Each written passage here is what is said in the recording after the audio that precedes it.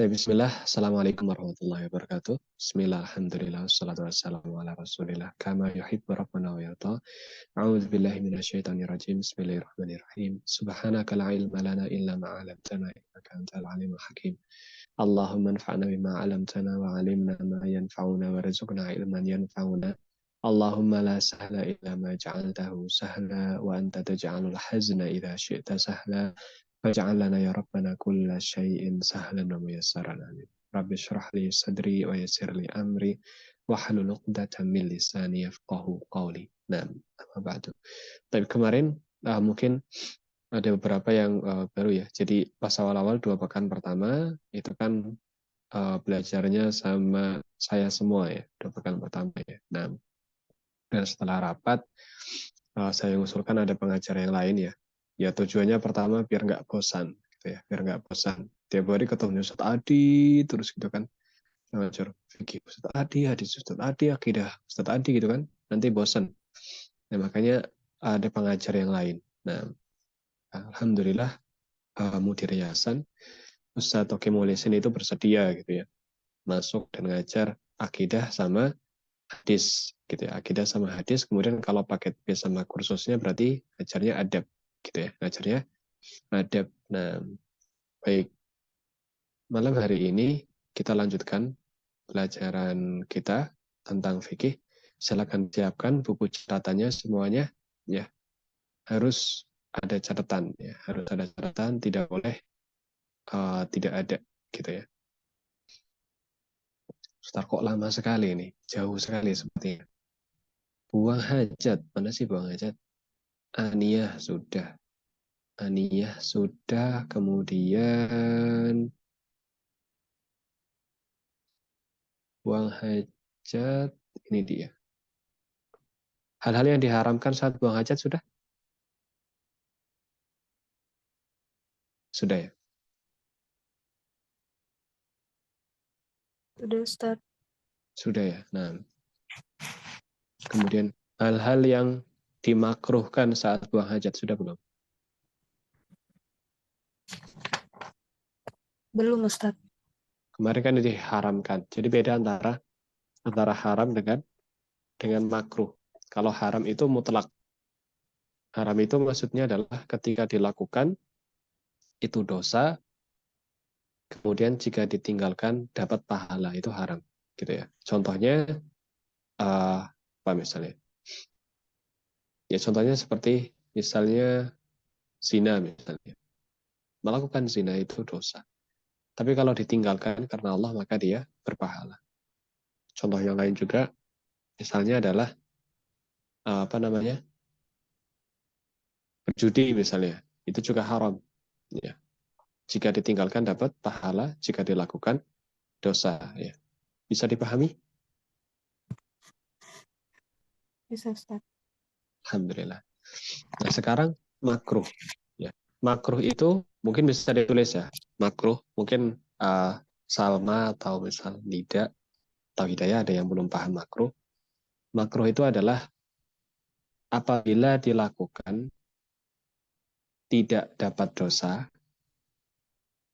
Ya, saya ulangi, apabila dilakukan tidak dapat dosa, sudah. Dan apabila ditinggalkan dapat pahala.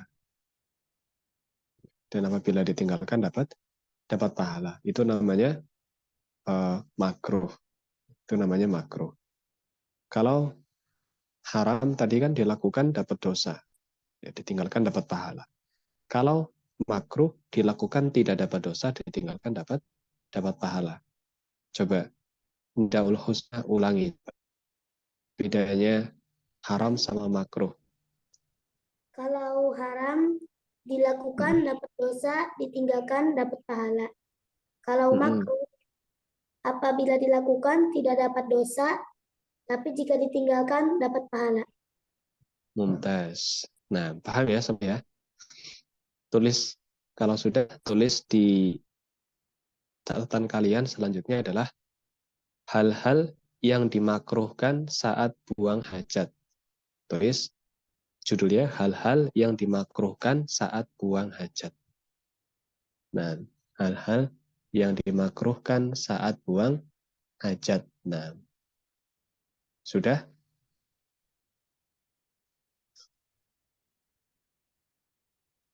Sudah? Sudah Ustaz. Alhamdulillah. Yang pertama adalah berbicara. Berbicara saat buang hajat. Ditulis berbicara saat buang hajat. Nah, berbicara saat buang hajat. Nah, ini hukumnya makruh.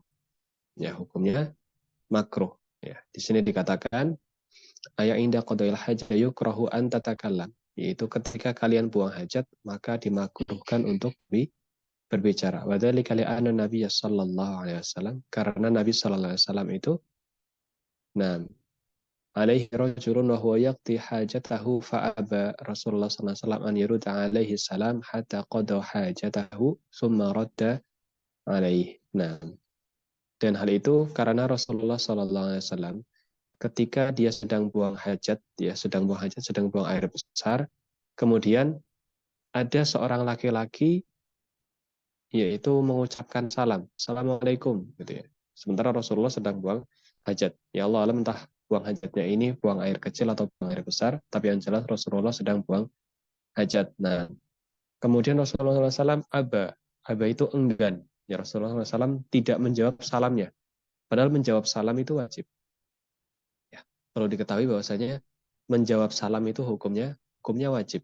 Ya, hukumnya wajib. Jadi kalau misal ada orang mengucapkan salam dengan kita, sesama muslim yang mengucapkan salam, muslim ketemu muslim, kemudian bilang assalamualaikum, maka kita wajib jawab waalaikumsalam.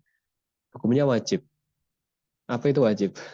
Wajib itu kalau dilakukan dapat pahala, ditinggalkan dosa, gitu ya. Lawannya haram. Ya, wajib itu lawannya haram. Ya, kalau misal kita tidak menjawab, kita dosa, gitu ya. Makanya menjawab salam itu hukumnya wajib di sini. Tapi Rasulullah SAW, sebelum masuk ke sana, saya kasih penjelasan sedikit mungkin terkait menjawab salam ya. Menjawab salam itu wajib ketika ditujukannya per orang. Ya, per orang. Satu orang ketemu satu orang, salam gitu ya. A ketemu B, misalnya Salma ketemu Nida, ya kemudian salam, Assalamualaikum, dijawab Waalaikumsalam, itu wajib. Tapi kalau salamnya itu global secara umum, ya. Contohnya Ustadz misalnya, dia itu ngisi kajian di masjid. Ya, di masjid itu jamaahnya banyak. Ada 50 sampai 60 orang misalnya. Assalamualaikum warahmatullahi wabarakatuh misalnya. Nah, apakah kemudian semuanya jadi harus menjawab? Maka jawabannya wajibnya bukan wajib ain tapi wajib kifayah ya, fardu kifayah. Jadi apabila ada seseorang yang sudah menjawab, ya separuhnya sudah menjawab atau sebagian orang sudah menjawab, itu sudah cukup ya, sudah mencukup. Artinya yang lain tidak menjawab juga tidak berdosa seperti itu. Nah, an yurda alaihi salam hatta qada hajatahu thumma radda alaihi. Rasulullah SAW tidak mau menjawab salamnya orang ini, tidak mau menjawab salamnya orang ini karena Rasulullah SAW sedang buang hajat, ya. Dan ketika Rasulullah SAW selesai buang hajat, barulah Rasulullah SAW menjawab salamnya. Baru Rasulullah SAW menjawab salam. Artinya apa? Artinya bahwa Rasulullah tidak ingin mengucapkan salam atau berbicara ketika sedang buang hajat. Makanya kita katakan di sini berbicara itu makruh hukumnya saat buang hajat. Ya, makruh. Lebih baik ditinggalkan. Tapi kalau qadarullah darurat harus dilakukan, ya berarti tidak mengapa ya, tidak dosa. Tapi afdolnya ditinggalkan. Baik, yang kedua adalah kencing. Hal yang dimakruhkan saat buang hajat yang kedua adalah kencing di tempat angin berhembus. Saya ulangi, yang kedua adalah kencing di tempat angin berhembus. Kencing di tempat angin berhembus. Sudah atau belum? Sudah Ustaz. Nah, dan ini jelas ya. Tentunya kalau misal orang pipis di tempat yang biasa angin itu berhembus, nanti baunya kemana-mana. Nah, insya Allah mudah ya. bisa dipahami. Yang ketiga adalah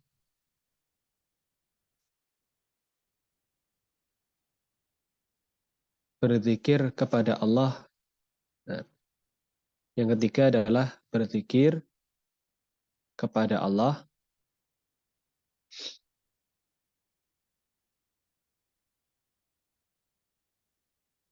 di dalam kamar mandi atau toilet. Di dalam kamar mandi atau toilet. Nah, berzikir kepada Allah di dalam kamar mandi atau toilet. Sudah ditulis? Sudah Ustaz. Nah, misal qadarullah kita ini bersin di dalam kamar mandi, bersin. Hajim misalnya. Maka diam saja, ya, diam saja, ucapkan alhamdulillahnya di dalam hati. Seperti itu ya. Nah, jadi ketika di kamar mandi itu tidak boleh mengucapkan zikir-zikir atau kalimat-kalimat yang itu ada hubungannya dengan Allah Subhanahu wa taala.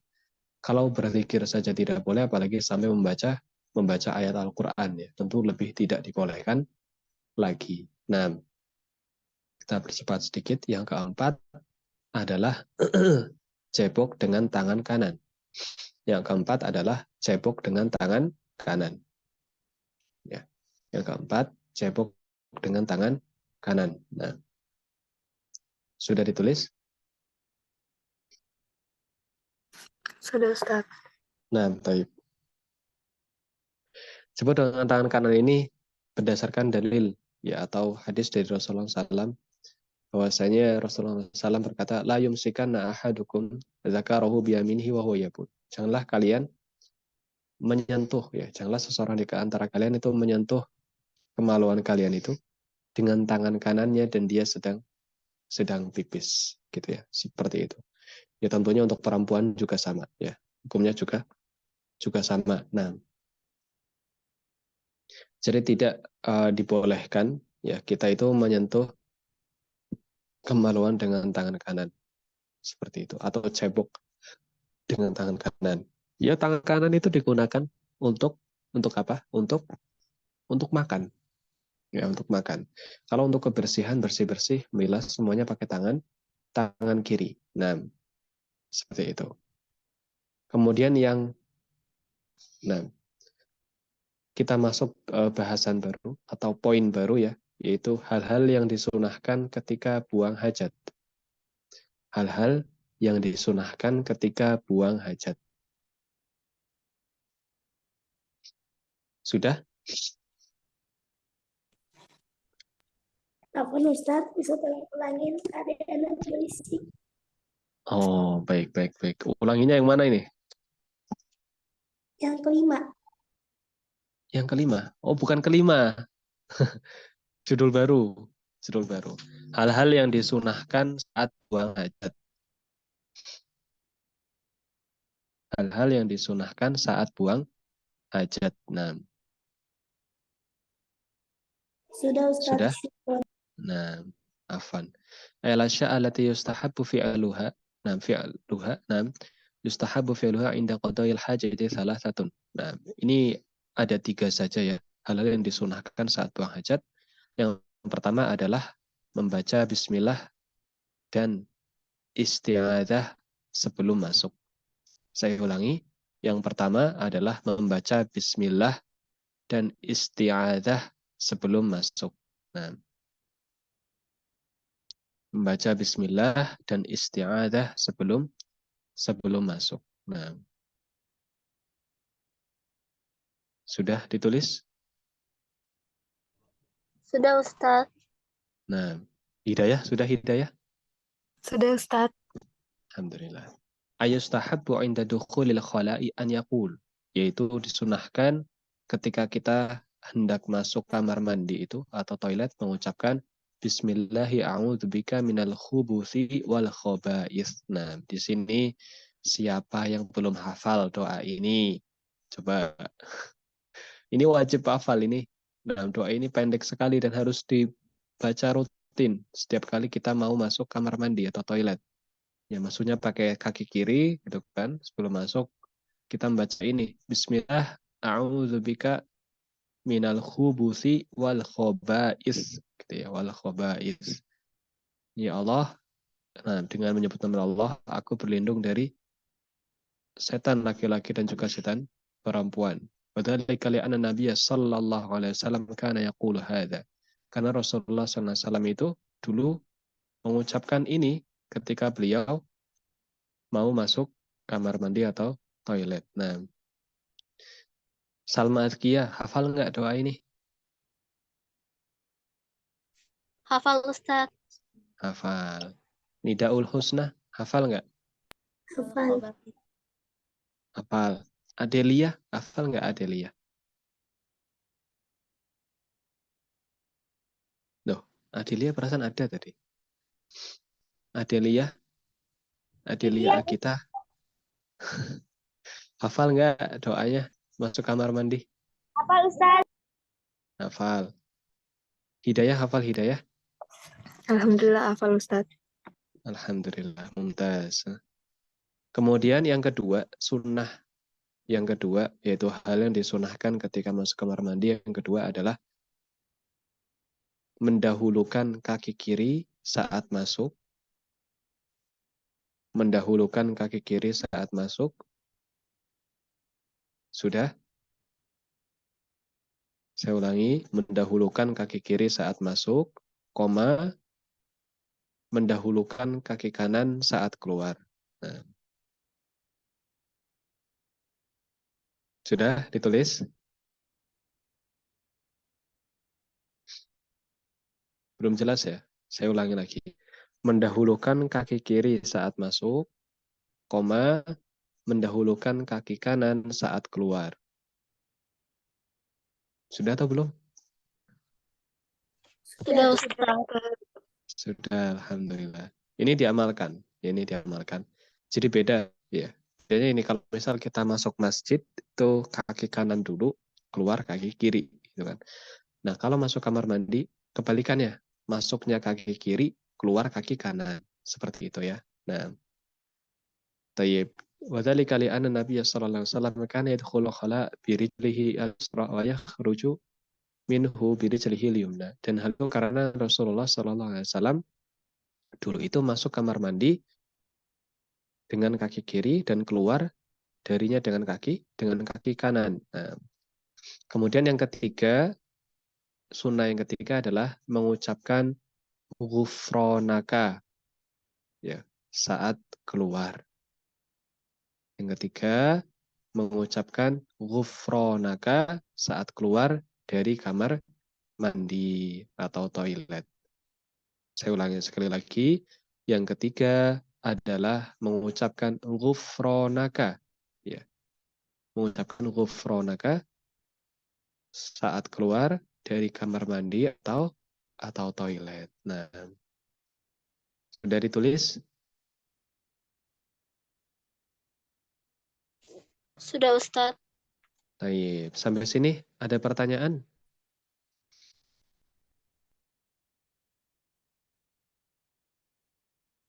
Ada pertanyaan nggak?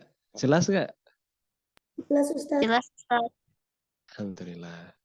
Nah, ghufronaka, mungkin di sini ada yang bertanya, kenapa kita mengucapkan ghufronaka? Ghufronaka itu artinya, ya Allah, ampunilah, ya Allah, ampunanmu, ya Allah, gitu ya. Kenapa kita memohon ampun? Karena ketika di dalam kamar mandi kita tidak bisa berzikir kepada Allah. Salah satu hikmahnya adalah itu ya. Nah, baik. Sebelum kita ini ada beberapa pertanyaan di sini. Nah, saya ingin bertanya mulai dari siapa namanya? Adelia. Nah, Adelia.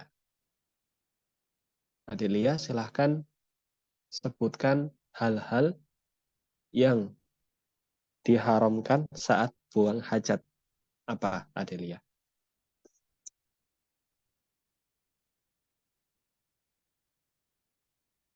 Adelia? Jangan nggak ada orangnya. Adelia? Oh, sebelum kita lanjut babnya, saya ingin bertanya dulu. Sebutkan hal-hal yang diharamkan saat buang hajat, Adelia. Adelia. Wah, jangan-jangan tidur. Adelia. Wah, nggak ada anaknya. Baik, lanjut ke Nidaul Husna. Coba sebutkan hal-hal yang diharamkan saat buang hajat. Ayo, apa saja? Haramkan apa dimakruhkan, Ustaz? Diharamkan. Haram. Hmm, Nyatet nggak tadi? Dari kemarin ini. Nyatet, Ustaz. Ya, apa saja? Menghadap atau membelakangi kiblat tanpa penghalang. Nah, terus? Buang hajat di jalan, di jalan-jalan, di tempat berteduh manusia, di tempat Nah, biasa orang-orang lewat, sahih. Terus? di tengah kuburan atau makam. Nah, terus? Buang hajat di dalam air yang tidak mengalir atau menggenang. Nah, ada lagi? Buang hajat di masjid. Buang hajat di masjid. Mumtaz. Salma Adkia. Sebutkan hal-hal yang dimakruhkan saat buang hajat. Berbicara saat buang hajat. Kedua, kencing di tempat angin berhembus. Ketiga, berzikir kepada Allah di dalam kamar mandi. Keempat, cebok dengan tangan kanan. Mumtaz. Hidayah. Hidayah. Ada hidayah? Ada Ustaz. Nah, sebutkan doa masuk kamar mandi dan keluar kamar mandi. Masuk kamar mandi, Bismillah, a'udzubika minal khubuthi wal khaba'ith. Keluarnya? Keluar gufronaka. Mumtaz. Nah, baik. Insyaallah sudah paham ya. Nah, sekali lagi mungkin lanjut ke Salma Azkia. Sebutkan hal-hal yang disunahkan saat buang hajat. Salma. Membaca bismillah dan istiazah. Kedua, mendahulukan kaki kiri saat masuk dan mendahulukan kaki kanan saat keluar. Yang ketiga, mengucapkan gufronaka saat keluar toilet. Mumtaz. Alhamdulillah. Senang saya kalau cartanya lengkap tuh. Nah, alhamdulillah ya. Baik. Oh, yang makruh ini belum ya. Baik, Hidayah coba sebutkan hal-hal yang dimakruhkan saat buang hajat. Hidayah. Berbicara saat buang hajat, Sudah? Satu tok? kencing di tempat angin berhembus, berzikir kepada Allah di dalam kamar mandi, cebok dengan tangan kanan. Mumtaz. Nah, paham ya? Nah, itu makruh. Baik. Insya Allah jelas untuk buang hajat ya. Tidak ada pertanyaan lagi. Nah, kemudian yang selanjutnya kita masuk bab baru. Nah, wah sudah 2015 ya. Sedikit saja. Nah,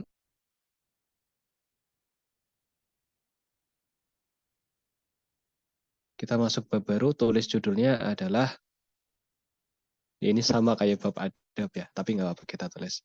Yaitu bab bersiwak, ya, bab bersiwak dan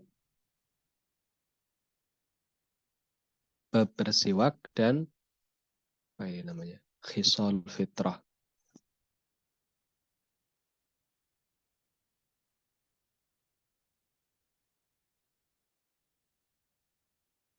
Bab bersiwak dan keutamaan sunnah. Saya ulangi, bab bersiwak dan keutamaan sunnah. Nah, bab bersiwak dan keutamaan sunnah. Nah, sudah ditulis judul babnya? Duh. Sudah, Sudah, Ustaz. Ustaz. Nah, Adelia keluar. Tadi masuk, sekarang keluar ya. Nah, sayang sekali. Semoga nanti bisa menyimak rekamannya ya. Nah, baik. Kemudian kita tulis poinnya. Yang pertama adalah waktu-waktu disunahkan bersiwak. Waktu-waktu disunahkan bersiwak.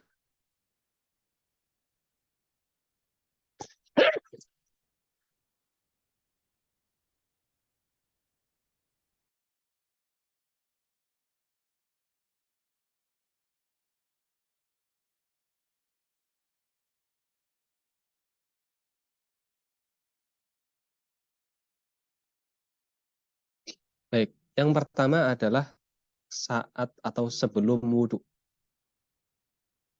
Yang pertama, sebelum wudhu. Nah, sebelum wudhu. Yang kedua adalah sebelum sholat.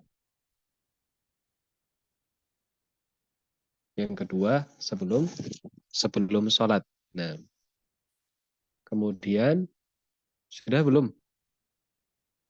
Saya lanjut atau belum nulis? Sudah Ustadz. Sudah. Yang ketiga adalah saat bangun dari tidur. Yang ketiga adalah saat bangun dari tidur. Nah, sudah? Sudah Ustadz. Yang keempat adalah saat akan membaca Al-Quran. Yang keempat adalah saat akan membaca Al-Quran.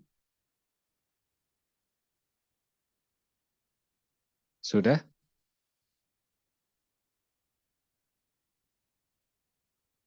Sudah belum? Sudah, Ustadz. Ustaz.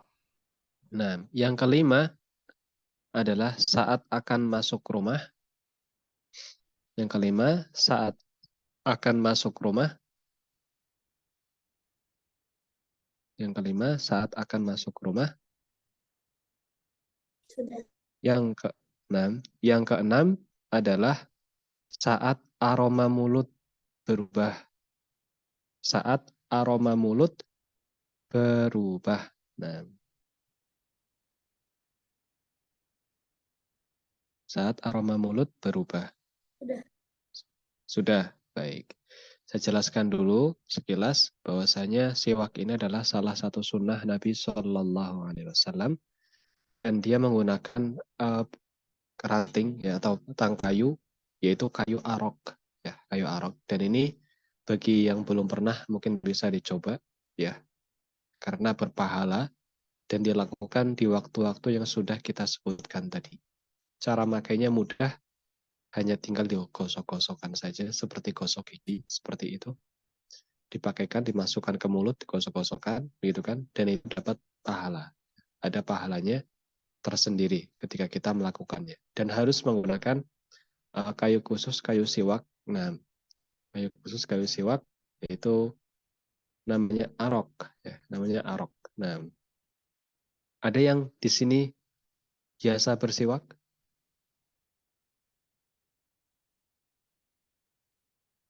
Ada yang belum pernah bersiwak?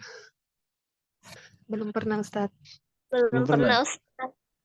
Nidaul Husna? Pernah nggak? Pernah. Pernah, alhamdulillah. Gimana rasanya bersiwak? Kayak sikat gigi pakai kayu gimana ya? Kadang serat-seratnya suka nyelip. Serat-seratnya suka nyangkut. Rasanya gimana? Rasanya kayak ada rasa kayak apa sih? Rasa gigi ada rasanya cuman kayak gimana sih Ustaz gak tahu jelasinnya. Oh iya, ya. Ada rasa minnya ya? Ada rasa Iya, dinginnya minnya. ada rasa dinginnya. Nah, bagi yang belum pernah, mungkin nanti akan kaget mungkin ya, karena belum terbiasa. Tapi yang sudah ini mungkin nanti akan terbiasa dan kalau bisa dirutinkan.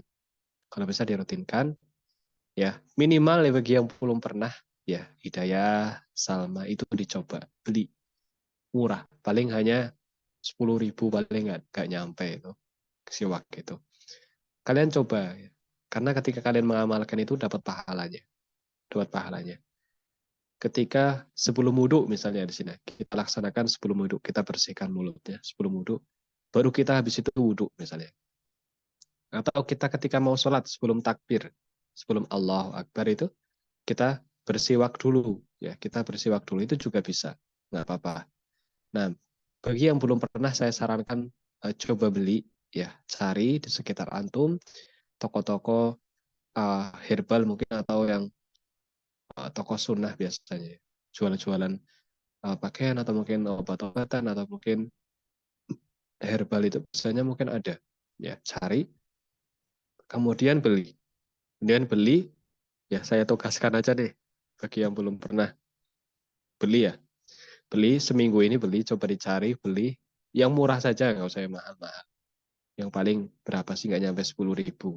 Nah, beli satu aja. Nah, nanti pertemuan selanjutnya saya tanya, gimana rasanya bersiwak? Nah, coba dirutinkan. Misal, Ustaz saya nggak bisa kalau setiap kali baca Quran misalnya. Ya nggak apa-apa. Intinya ketika, misalnya kan ada 5 waktu ini yang disunahkan. Kalian, 6 ya, ada 6 waktu yang disunahkan. Nah, kalian coba praktekkan salah satunya. Misal sebelum wudhu. Ya, sebelum wudhu misalnya. Praktekkan sebelum wudhu. Praktekkan sebelum wudhu. Nah, nanti pertemuan selanjutnya coba kita sharing bagaimana itu ya. Bagaimana tanggapan antum tentang siwak ini? Apakah Ustaz, mulut saya rasanya kok beda misalnya setelah bersiwak? Bedanya gimana? Apakah jadi lebih bersih atau gimana? Ataukah menurut kalian rasanya kurang enak atau bagaimana gitu kan? Dan nanti yang belum pernah ini silahkan dicoba. Pertemuan selanjutnya kita sharing bersama-sama. Baik, malam hari ini insya Allah cukup ya sampai di sini di siwak ya, insya Allah. Yang sunnah, yang keutamaan sunnah yang 5 itu nanti insya Allah kita bahas di pertemuan selanjutnya. Dan Afan ya, saya sedikit lemes mungkin ya suaranya karena saya sedang kurang sehat. Kita lanjutkan insya Allah di pertemuan selanjutnya. Kita akhiri. Subhanakallahumma bihamdika asyhadu an la ilaha illa anta astaghfiruka wa atubu ilaik. Assalamualaikum warahmatullahi wabarakatuh. Waalaikumsalam Waalaikumsalam warahmatullahi warahmatullahi wabarakatuh. wabarakatuh, Ustaz. Allah. Nah, Amin.